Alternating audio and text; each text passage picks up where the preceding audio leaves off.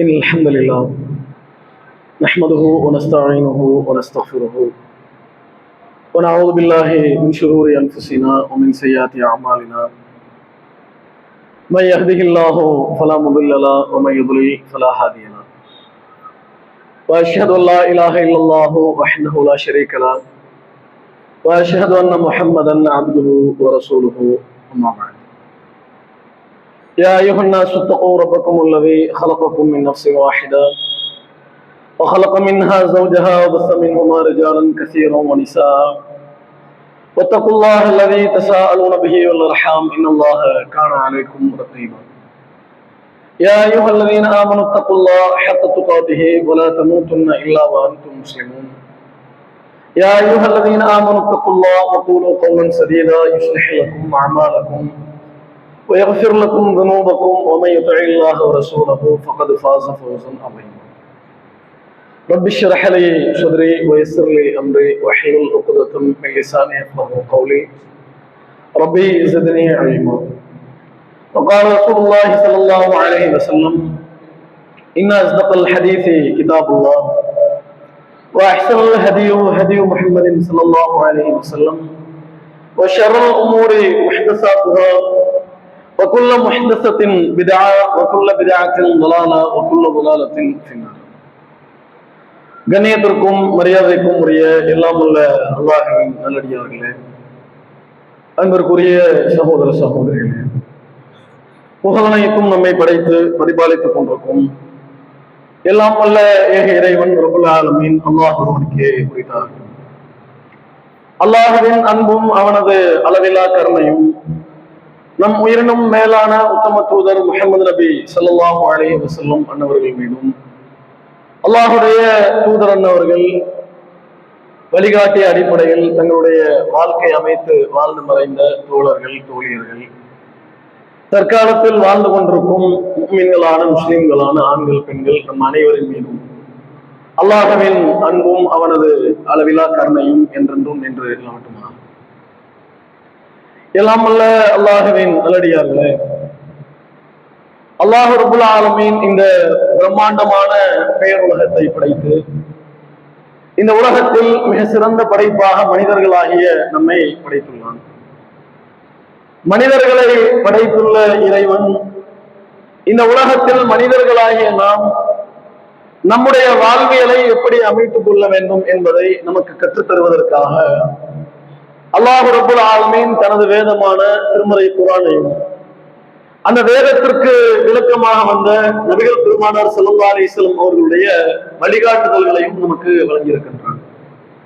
இந்த இரண்டையும் இந்த உலகத்தில் பற்றி பிடித்து வாழக்கூடியவர்கள் நாளை மறுமை நாளில் மகத்தான வெற்றிக்குரியவர்களாக இருக்க முடியும். பொதுவாக இந்த உலகத்தில் அல்லாஹ் ரப்புல் ஆலமீன் மனிதர்களாகிய நம்மை படைத்திருக்கக்கூடிய இந்த படைப்பில் ஒவ்வொரு மனிதருக்கும் ஒவ்வொரு விதமான தனி சிறப்பம்சத்தை இறைவன் வழங்கியிருக்கிறார். சிலர்களை நீங்கள் பார்த்தால் அறிவில் சிறந்தவர்களாக இருப்பார்கள். சிலர்களை நீங்கள் கவனித்தால் அழகில் சிறந்தவர்களாக இருப்பார்கள். சிலர்களை நீங்கள் பார்த்தால் பொருளாதாரத்தில் அந்தஸ்தில் உயர்ந்தவர்களாக இந்த உலகத்தில் இருப்பார்கள். இது அல்லாஹ் ரப்புல் ஆலமீன் அவனது தனிப்பெரும் அருளால் வழங்கியது. இந்த அருளை பெற்றுக்கொண்டவர்கள் அல்லாஹ்விற்கு அல்லாஹ் தனக்கு தந்த அந்த அருளிற்காக அல்லாஹ் தனக்கு தந்த அந்த சிறப்பம்சத்திற்காக அவனுக்கு நன்றி செலுத்தக்கூடியவர்களாக இந்த உலகத்தில் வாழ வேண்டும். ஆனால் இன்றைக்குள்ள காலகட்டத்தில் மனித உறவுகளில் உறவை பிளவுபடுத்தக்கூடிய மனித உறவை சிதைக்கக்கூடிய ஒன்றாக இன்றைக்கு இருக்கக்கூடிய ஒரு மிகப்பெரிய நோயாக மாறி இருப்பது பிற மனிதர்களை மட்டம் தட்டக்கூடிய நிகழ்வும் பிறர்களை இழிவாக கருதக்கூடிய போக்கும் இன்றைக்கு மிக அதிகரித்திருக்கிறது. அல்லாஹ் ரப்புல் ஆலமீன் நமக்கு ஒரு சிறப்பம்சத்தை ஒரு சிறப்பு தகுதியை வழங்கியிருக்கிறான் என்றால் அல்லாஹ் வழங்கி இருக்கக்கூடிய அந்த தகுதியை வைத்து நம்மால் இயன்றால் ஏதாவது மக்களுக்கு பயனளிக்கக்கூடிய வகையில் அந்த சிறப்பம்சத்தை நாம் பயன்படுத்திக் கொள்ள வேண்டும். அதுதான் நாம் இந்த உலகத்தில் செய்யக்கூடிய நல்லறங்கள். அதை தவிர்த்து விட்டு தனக்கு அல்லாஹ் ஒன்றை வழங்கி இருப்பதால் அதை ஒரு கருவியா பயன்படுத்தி கொண்டு அது யாரிடத்தில் இல்லையோ அவர்களை இழிவாக கருதுவதும் அவர்களை மட்டமாக கருதக்கூடிய நிகழ்வுகளும் அந்த போக்குகளும் இன்றைக்கு நம்மிடத்தில் அதிகரித்திருக்கிறது. குறிப்பா இந்த போக்கு பிற மனிதர்களிடத்தில் இருக்கலாம், ஒரு முஸ்லிமிடத்தில் இந்த பண்பு இருக்கலாமா என்றால் இருக்கக்கூடாது. பிறரை மட்டமாக கருதக்கூடிய இழிவாக கருதக்கூடிய பண்புள்ளவனாக ஒரு முஸ்லிம் வாழக்கூடாது. அதைத்தான் மார்க்கம் நமக்கு வழிகாட்டுகின்றது. எந்த அளவிற்கு இன்றைக்கு மனிதர்களிடத்தில் இந்த போக்கு அதிகரித்து விட்டது என்றால், ஒரு சபையில் நண்பர்களாக கூடி அமர்ந்திருப்பார்கள். அவர்களாக அமர்ந்து பல்வேறு கருத்துக்களை அந்த சபையில் பேசிக் கொள்வார்கள், கருத்து பரிமாற்றம் செய்து கொள்வார்கள், பல விஷயங்களை பற்றி பேசுவார்கள். ஊர்ல நடக்கிறதை பற்றி பேசுவாங்க, வெளியூரில் நடப்பதை பற்றி பேசுவார்கள். இன்னும் சில நபர்கள் அந்த விதிகளை எல்லாம் தாண்டி வெளிநாடுகள்ல நடக்கக்கூடிய உலகளாவிய அளவில் நடக்கக்கூடிய செய்திகளை பற்றி எல்லாம் அந்த சபையில் பேசுவார்கள். அப்படி பேசிக் கொண்டிருக்கும் போது அதே சபையில் உள்ள ஒரு நபர், அவரு பொருளாதாரத்துல அந்தஸ்துல கொஞ்சம் குறைவுள்ளவராக இருப்பார், அல்லது இவர்களை விட அறிவில் குறைவுள்ளவராக இருப்பார். அவர் அந்த சபையில ஏதாவது ஒரு கருத்தை சொல்வார். அந்த கருத்து வந்த உடனடியாக அதற்கு ரியாக்ட், அதற்கு எதிர்வினை எப்படி இருக்கும்னா, பாத்தியா வந்துட்டாரு, தான் கருத்தை சொல்லிட்டாருல, பெரிய ஆள் மாதிரி இந்த கருத்தை தன்னுடைய சபையில தன்னுடைய கருத்தை உதிர்த்துட்டார்ல என்று அவரை மட்டப்படுத்தி பேசக்கூடிய நிகழ்வுகள் போக்குகள் அதிகரித்திருக்கு. அப்படி பேசுவார்கள். எந்த அளவிற்கு என்றால் அவருடைய உள்ளம் அதனால் காயப்படும், அவருடைய மனது அதனால் கீறி கிழிக்கப்படும். அதை பற்றி எல்லாம் துளியும் கவலைப்பட மாட்டார்கள். நீ எல்லாம் எங்க இருக்க வேண்டியாது, நீ முதல்ல இங்க வந்ததே முதல்ல தப்பு என்றெல்லாம் அந்த சபையிலேயே, அது 4 பேர் இருக்கக்கூடிய சபையா இருந்தாலும் சரி, 10 பேர் இருக்கக்கூடிய சபையா இருந்தாலும் சரி, சபையெல்லாம் பார்க்க மாட்டாங்க. அவரை இழிவுபடுத்தி மட்டம் தட்டி பேசக்கூடிய அந்த போக்குள்ளவர்களா இன்றைக்கு மக்கள் அதிகரித்திருக்கிறார்கள். இது கொஞ்சம் யோசிச்சு பார்க்கணும். மறுமையை நம்பி வாழக்கூடிய முஸ்லிம்களாகிய நாம் பிற மனிதர்களுடைய பொருட்களை நாம் திருட மாட்டோம், பிறருடைய பொருளை அபகரித்துக் கொள்ள வேண்டும் என்று மார்க்கம் தெரிந்த நம்ம யாரும் ஆசைப்பட மாட்டோம். ஆனால் பிற ஆட்கள் யாராவது ஒரு மனிதர் இன்னொரு மனிதரை அடித்து விட்டாலோ, அடித்து அவரை காயப்படுத்தி விட்டாலோ, அவரை கொலை செய்வதற்கு முனைந்தாலோ அதை பார்த்து பரிதாபப்படக்கூடியவர்களாகத்தான் நாம் இருப்போம். ஒரு ஆளை அடிச்சு அவருக்கு ரத்தம் வழிந்து ஓடுகிறது, பார்த்து என்ன செய்வோம், பரிதாபப்படுவோம். மத்திய இப்படி அடிச்சிட்டான், எப்படி அடிச்சிருக்கான் பாரு, ஒரு வீடியோ பார்த்தாலே நமக்கு என்ன செஞ்சிடும், மனசெல்லாம் கலங்கிவிடும். இப்படி எல்லாம் அடிச்சிருக்காங்க பாருங்க என்று மனம் கலங்கும். ஆனால் நாம் ஒருவரை வார்த்தைகளால் கீறி கிழித்திருப்போம், வார்த்தைகளால் அவரை துளைத்திருப்போம், அவரை இழிவாக பேசியிருப்போம், அவரை மட்டமாக பேசியிருப்போம். அதன் காரணத்தினால் அவருடைய உள்ளம் நொந்து, அவர் நொந்து போய் அவர் உள்ளத்திலேயே குமுறி அழுது அதை அழுகையா வெளியே வெளிப்படுத்தினால் அதை பற்றி நம்ம கவலைப்பட மாட்டோம். நமக்கு என்னன்னு போயிடும், பேசுனதுக்கு வாங்கி கட்டிக்கிட்டான் அப்படின்ட்டு போயிடும். அவருடைய உள்ளம் காயப்பட்டால் என்ன, பிறருடைய பொருட்களை திருடக்கூடாது, அதை அபகரிக்க கூடாது, அது மார்க்கத்தில் பெரும் பாவம் என்று உணர்ந்திருக்கக்கூடிய நம்ம பலர்கள் பிற மனிதனுடைய உள்ளம் நோகும் போது, அவனுடைய மனம் காயப்படும் போது அதை பெரிய தவறு என்று நம்ம பலர்கள் உணர்வதில்லை. அதை மார்க்கம் எந்த அளவிற்கு பெரிய தவறாக சொல்லி காட்டி இருக்கிறது என்பதை நம்ம பலர்கள் அறிந்து கொள்வதில்லை. அவன் அழுது நோகும் போது நாம் வேண்டுமானால் அவனை பார்க்காமல் இருக்கலாம். ஆனால் மனிதர்களுடைய எண்ண ஓட்டங்களை நன்கு அறிந்த இறைவன் தன்னுடைய தூதர் பெருமானார் ஸல்லல்லாஹு அலைஹி வஸல்லம் அவர்களுக்கு நபித்துவத்தினுடைய இறுதி காலகட்டத்தில் அல்லாஹ்வுடைய தூதர் அவர்களுக்கு இதை ஒரு செய்தியாகவே இறைவன் சொல்லுமாறு நபி நாயகம் அவர்களுக்கு இறைவன் பிரகடனப்படுத்துகின்றான். அல்லாஹ்வுடைய தூதர் அவர்கள் தமது இறுதி ஹஜ்ஜின் போது பல்வேறு செய்திகளை மக்களுக்கு எடுத்துரைக்கிறார்கள். அவ்வாறு எடுத்துரைக்கும் போது நபி நாயகம் ஸல்லல்லாஹு அலைஹி வஸல்லம் அவர்கள் ஒரு கட்டத்தில் சொன்னார்கள், மக்களை பார்த்து கேட்டார்கள், ஐயோ யௌமிக்கும் ஹாதா, இந்த நாள் எந்த நாள்னு தெரியுமா அப்படின்னு மக்களை பார்த்து கேட்கிறான். சஹாபாக்கள் சொல்கிறார்கள், அந்த நேரத்தில் நாங்கள் அமைதியாக இருந்தோம். எந்த அளவிற்கு என்றால் இந்த நாளிற்கு நபி நாயகம் ஸல்லல்லாஹு அலைஹி வஸல்லம் அவர்கள் வேறொரு பெயரை சூட்டி விடுவார்களோ என்று நாங்கள் நினைக்கும் அளவிற்கு அமைதியாக இருந்தோம், பேசாம இருந்தோம். அப்ப நபி நாயகம் ஸல்லல்லாஹு அலைஹி வஸல்லம் ஒரு சஹாபாக்களை பார்த்து கேட்டார்கள், அலைஸ யௌமன் நஹர், இது அறுக்கக்கூடிய துல்ஹஜ் 10ஆம் நாள் இல்லையா அப்படின்னு மக்களை பார்த்து கேட்கிறார்கள். சஹாபாக்கள் சொல்கிறார்கள், பலா யா ரசூலுல்லாஹ், ஆமா அல்லாஹ்வுடைய தூதரே 10ஆம் நாள் தான் அது. திரும்ப ரசூலுல்லாஹ் மக்களை பார்த்து கேட்கிறார்கள், இந்த நாள் எப்படி, இந்த நாளை பத்தி கேட்டுட்டு சொல்றாங்க, ஐயு ஷஹரிக்கும் ஹாதா, இந்த மாதம் எந்த மாதம்னு தெரியுமா அப்படின்னு கேட்கிறாங்க. மீண்டும் சஹாபாக்கள் அமைதி காத்தார்கள். இந்த நாளுக்கு நபி நாயகம் அவர்கள் வேறொரு பேரை சுட்டி விடுவார்களோ என்று நினைக்கும் அளவிற்கு நாங்கள் அமைதியா இருந்தோம். அந்த சபையில் அமைதியா இருக்கிறார்கள். நபி நாயகம் ஸல்லல்லாஹு அலைஹி வஸல்லம் அவர்கள் சிறிது நேரம் கழித்து சொல்கிறார்கள், அலைஸல் ஹிஜ்ஜா, இது துல்ஹஜ் மாதம் இல்லையா அப்படின்னு கேட்கிறாங்க. அப்பவும் சஹாபாக்கள் அதை ஆமோதிக்கும் விதமாக சொல்கிறார்கள், பலா யா ரசூலுல்லாஹ், ஆமா அல்லாஹ்வுடைய தூதர் துல்ஹஜ் மாதம் தான். அடுத்த ரசூலுல்லாஹ் சொல்றாங்க, ஃபைன்ன, அறிந்து கொள்ளுங்கள், திமாஅக்கும் வ அம்வாலக்கும் வ அஹராலக்கும் ஹராமுன், உங்களுடைய உயிர்கள், உங்களுடைய உடைமைகள், உங்களுடைய மானங்கள், இவை அனைத்தும் ஹராமுன், புனிதமானவை. கஹுர்மதி யௌமிக்கும் கஹுர்மதி ஷஹரிக்கும் கஹுர்மதி பலதிக்கும் ஹாதா, மக்கா என்ற இந்த ஊர் எவ்வளவு புனிதம் வாய்ந்ததோ, இந்த துல்ஹஜ் மாதம் எவ்வளவு புனிதமானதோ, துல்ஹஜ் மாதத்தில் இந்த 10ஆம் நாள் எவ்வளவு புனிதமானதோ, அந்த அளவிற்கு பிறருடைய உயிர்கள், உடைமைகள், மானங்கள், இவை அனைத்தும் புனிதமானது. புனிதமானதா நீங்கள் கருதி கொள்ளுங்கள். இது புனிதமானது அப்படின்றது சிந்தனை நம்ம பலரிடத்தில் உண்டா? பிறருடைய மானத்தை நாம் வாங்குகிறோமே, பிறரை மட்டப்படுத்தி பேசுவதனால் அவருடைய உள்ளம் நோகிறானே, என்றைக்காவது நினைத்து பார்த்தது உண்டா?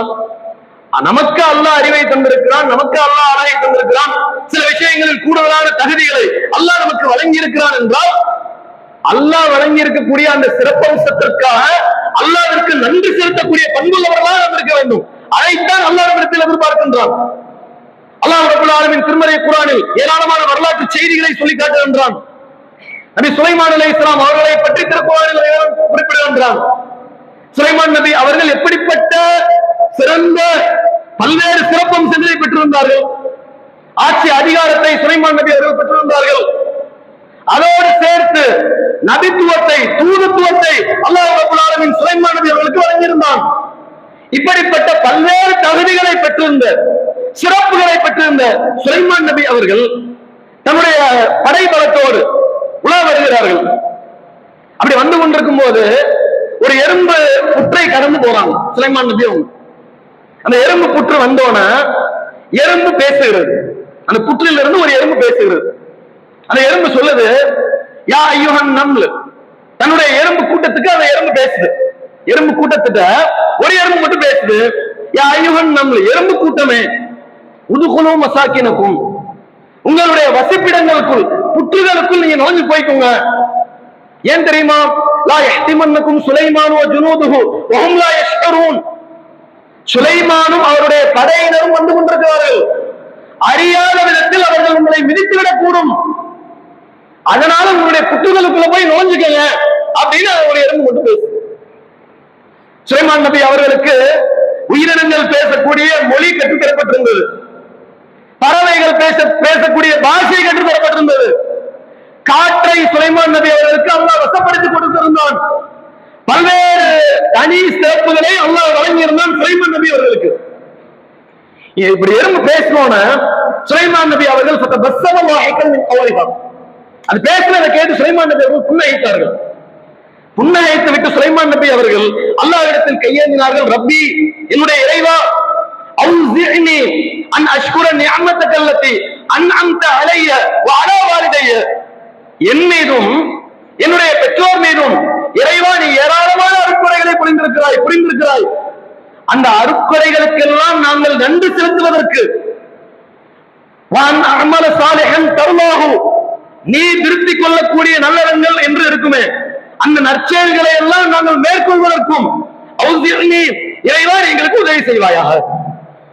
நீ எவ்வளவு அருட்கொடைகள் எங்களுக்கு புரிந்திருக்கிறாய், அந்த அருட்கொடைகளுக்கெல்லாம் இறைவா நான் நன்றி செலுத்த வேண்டும். இவ்வளவு அதிகாரத்தை வழங்கியிருக்கிறாய், இந்த அதிகாரம் எல்லாம் நான் பெற்றதல்ல, நீ எனக்கு தந்தது. அதன் காரணத்தினால் அதற்கு நன்றி செலுத்துவதற்கு இறைவா எனக்கு உதவி செய்.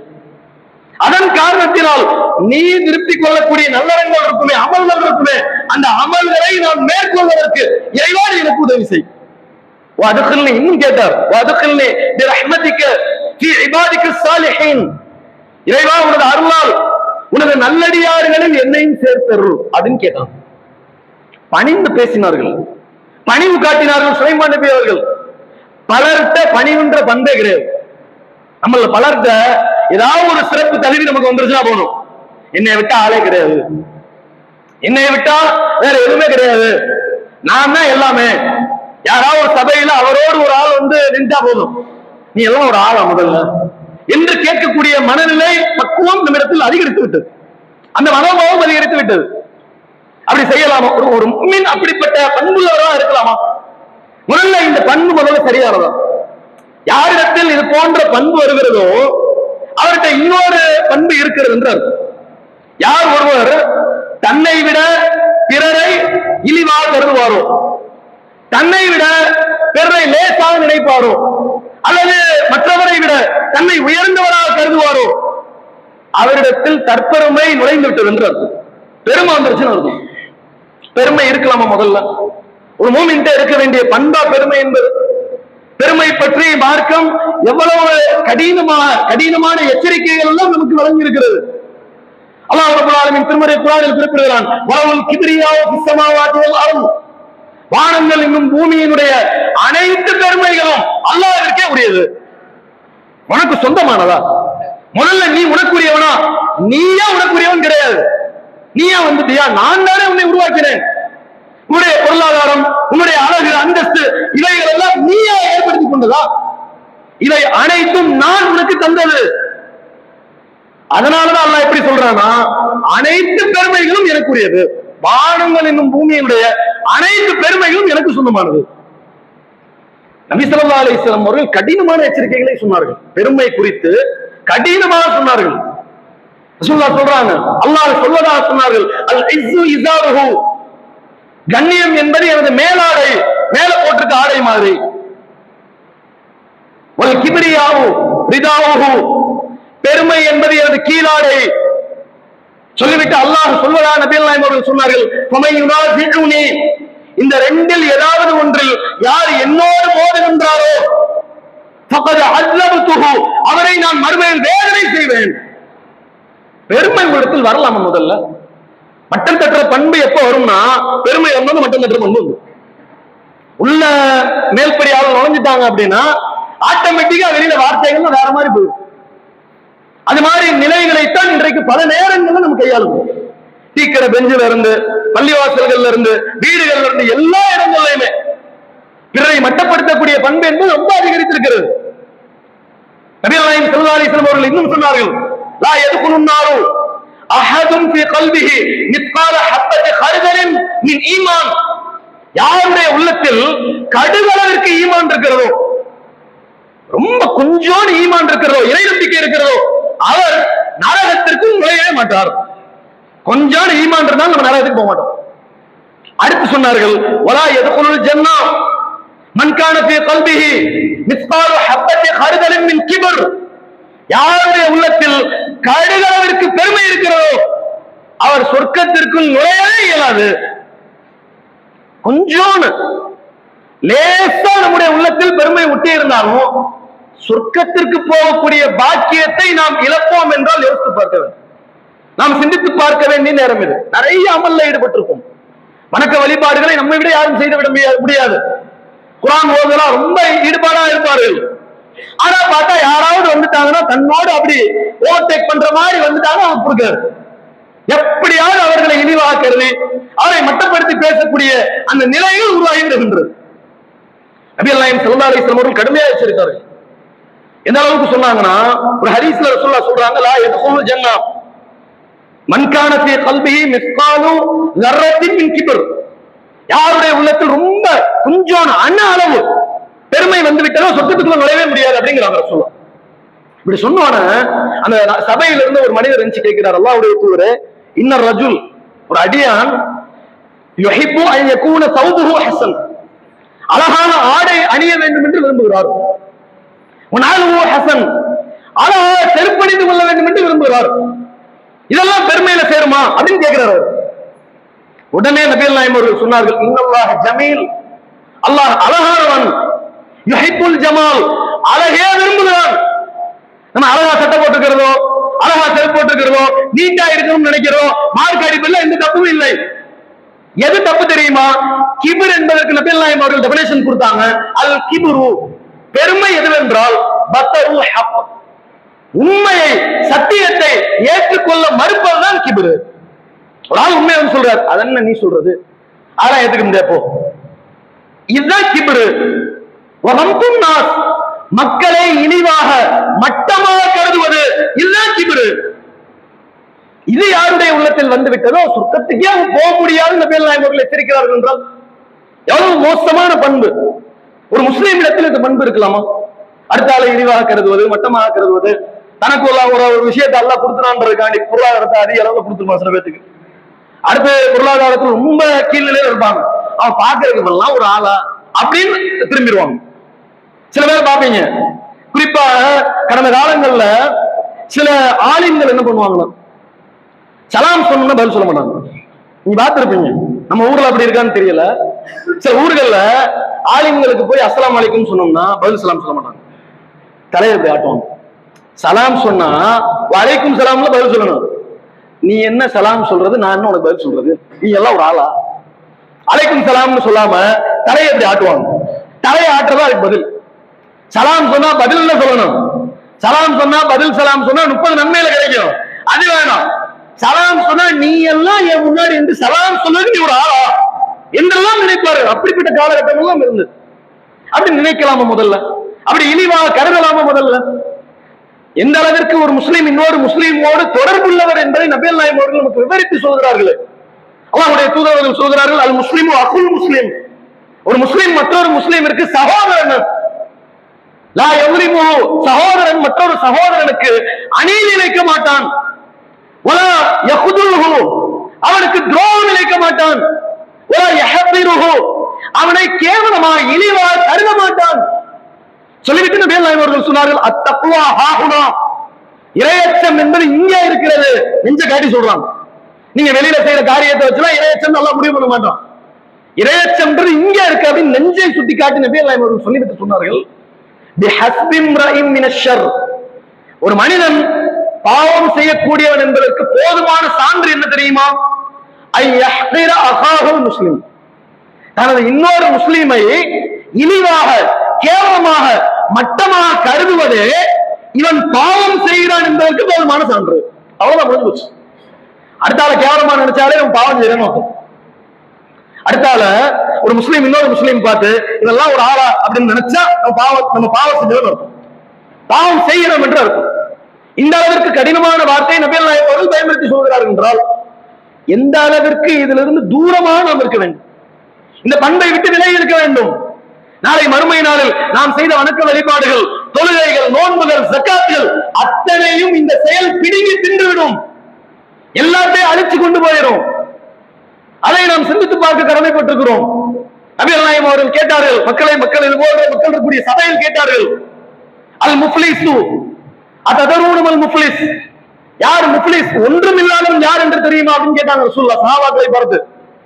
அப்ப சஹாபாக்கள் சொன்னார்கள், மல்லா திரஹமலஹு வலா மத்தா, யார்கிட்ட காசு பணம் இல்லையோ அவன் தான் ஒன்றும் இல்லாதவன். உடனே ரசூலுல்லாஹ் சொன்னாங்க, நீங்க நினைக்கிறது இல்ல, நான் சொன்னது ஒன்றும் இல்லாதவன் மறுமையில் யார் தெரியுமா? இன்னல் முஃப்லிஸ மின் உம்மத்தி யஅதி யௌமல் கியாமா, நாளை மறுமை நாளில், வார்த்தையை கவனித்து பாருங்கள், நாளை மறுமை நாளில் என்னுடைய சமுதாயத்திலிருந்து ஒரு மனிதன் வருவான். எப்படி வருவான் தெரியுமா? சும்மா ஒண்ணுமே இல்லாம வரமாட்டான். யஅதி பி ஸலாத்தின், தொழுக நன்மைகளை சுமந்து கொண்டு வருவான். யஅதி பி ஸியாமின், நோன்பிருந்த நன்மைகளை சுமந்து கொண்டு வருவான். வயஅதி பி ஸகாத்தின், ஸகாத், அல்லாஹ்வுடைய பாதையில் தன்னுடைய பொருளாதாரத்தை அர்ப்பணித்து அந்த நன்மைகளை சுமந்து கொண்டு வருவான். அதோடு சேர்த்து இப்படி எல்லாம் வந்து நிற்கும் போது ஒரு பிரம்மாண்டமா தெரியும், அவ்வளவுதான் நம்ம சொர்க்கத்துக்கு போறோம் அப்படின்னு நினைப்பான். அப்பதான் இன்னொருத்தன் வருவான், இறைவா உலகத்தில் வாழும் போது கது சத்தமாக என்னை இவன் அவதூறாக பேசிவிட்டான். உலகத்தில் வாழும் போது இன்னொருத்தன் வருவான், இறைவா வரபகாக இவன் என்னை அடித்து விட்டான். இன்னொருத்தன் வருவான், என்னுடைய பொருளாதாரத்தை அபாயத்து சாப்பிட்டு விட்டான். இப்படி ஒவ்வொருத்தவனா வந்து மனித உரிமை மீறல்களை பற்றி நம்மிடத்தில் அல்லாஹ்விடத்தில் குற்றம் சாட்டுவார்கள். நம்மை பற்றி அல்லாஹ் என்ன பண்ணுவான்? நாம் வைத்திருந்த நன்மைகளை எல்லாம் தூக்கி அவனுக்கு கொடுப்பான். நன்மைகள் எல்லாம் தீர்ந்து விடுமையானால் நம்மிடத்தில் இருக்கக்கூடிய பாவங்கள், அந்த அடியாண்ட இருக்கக்கூடிய பாவங்கள் இருக்குமே, அதை எடுத்து நம்மிடத்தில் வைத்து சும்மா கதப்பின்னார், பிறகு அந்த அடியானை நரகத்தில் தூக்கி வீசி எறிந்துடுவான். நம்ம செஞ்ச எந்த நன்மையுமே அல்லாஹ் நிக்காது. நம்ம தொழில் நன்மைகள் நிக்காது.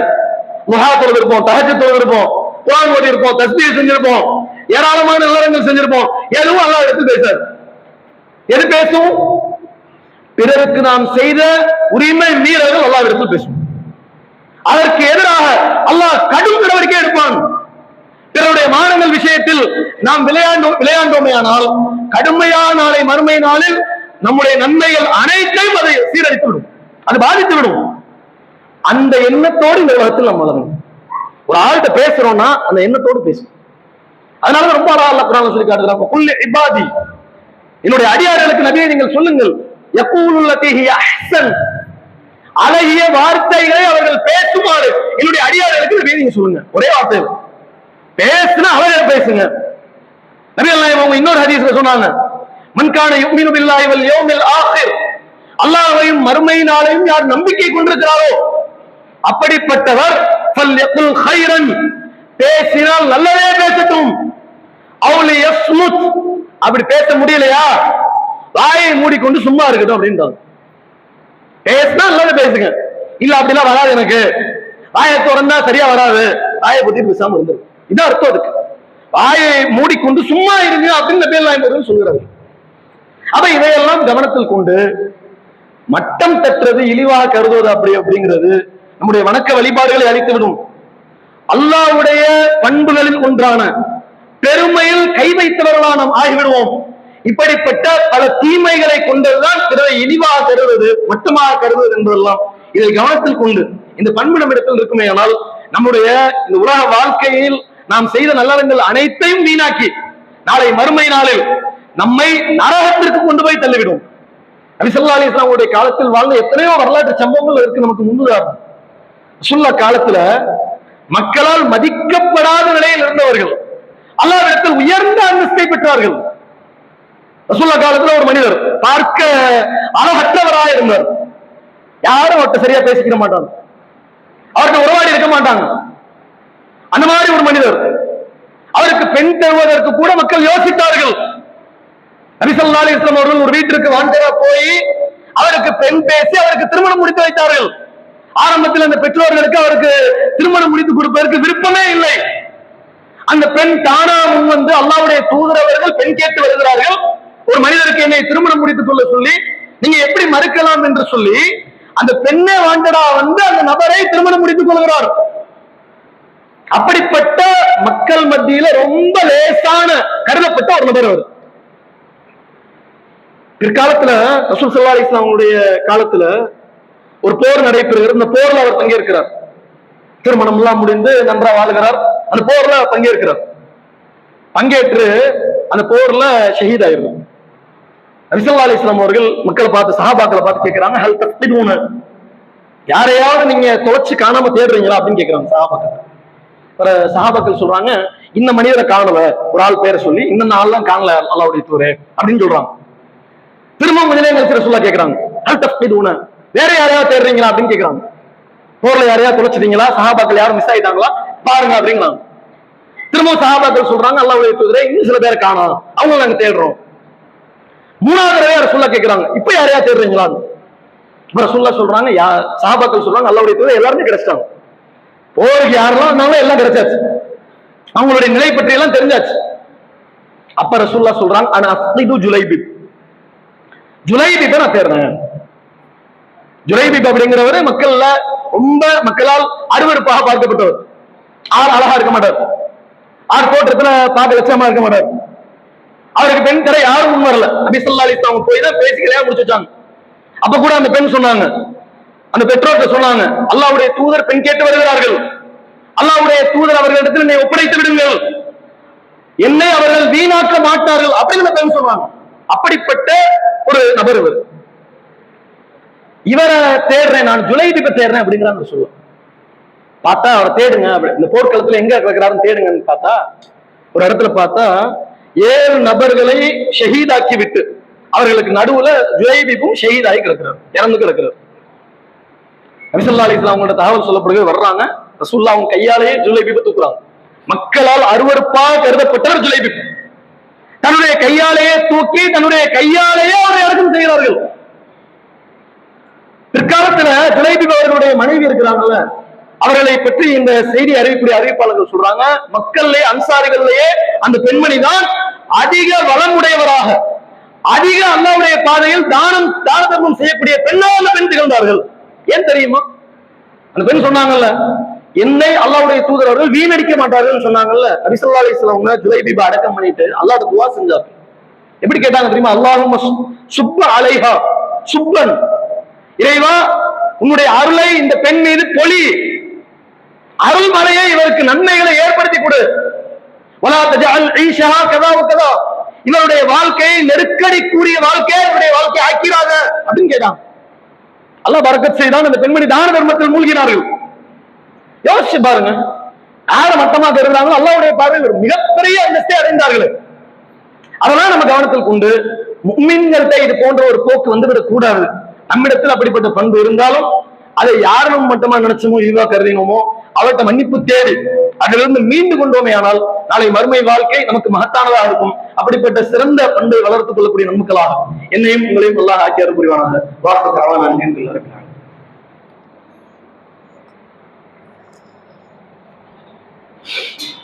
அல்ஹம்துலில்லாஹ். கண்ணியத்திற்குரிய இல்லாமல் அல்லாஹ்வின் நல்லடியார்களே, சமீபத்துல ஒரு 4-5 நாட்களுக்கு முன்னால் டெல்லியில ஜந்தர் மந்தர்ல பிரம்மாண்டமான ஒரு போராட்டம் நடைபெற்றது. இந்த போராட்டம் எப்படி நடைபெற்றது, எதற்காக நடைபெற்றதெல்லாம் நம்ம நன்கு அறிந்தோம்.